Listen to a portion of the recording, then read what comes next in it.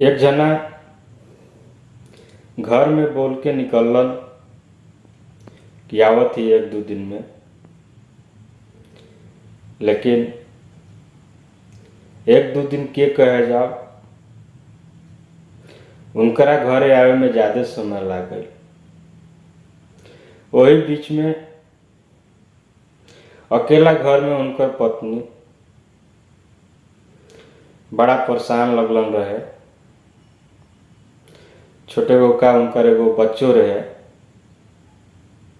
घर में सास ससुर दोनों पुरनिया रहन। अलगे उनकर बाबूजी के बीमारी रहे। सब चीज के देख रेख में वो खूब परेशान हो गलन। तापर अपना अजीज होके एगो खत लिखलन अपना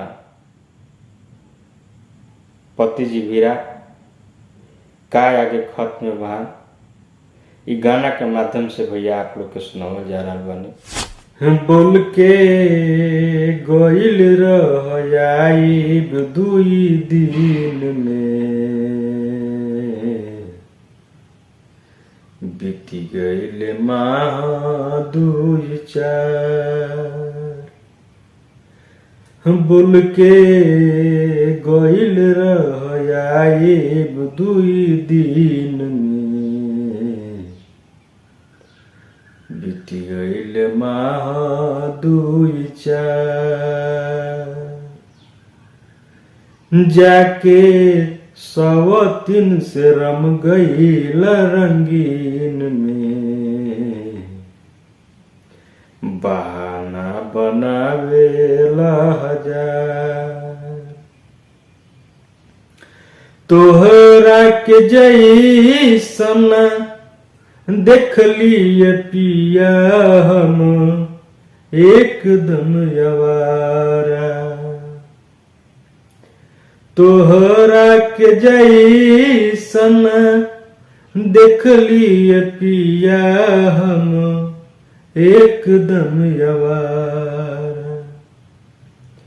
कैसे सहल जाला घर में बिगड़ल हालात, ताना देवे जग सारा। बचो भी रोवे फूक फार। बोल के गइल रह आइब 2 दिन में, बीती गइल माह 2-4।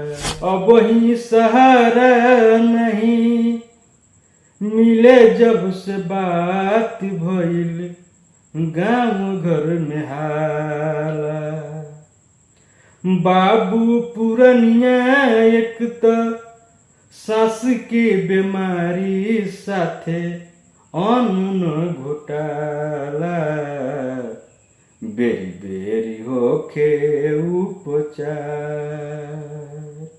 बोल के गइल रह आइब 2 दिन में, बीती गइल माह 2-4।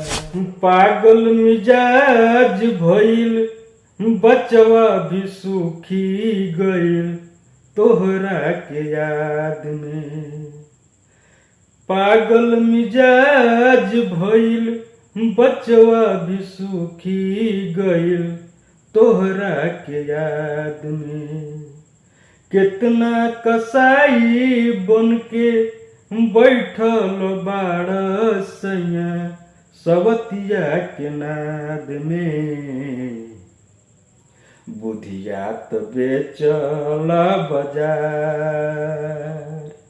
बोल के गइल रह आइब 2 दिन में, बीती गइल माह 2-4। बोल के गइल रह आइब 2 दिन में, बीती गइल माह 2-4।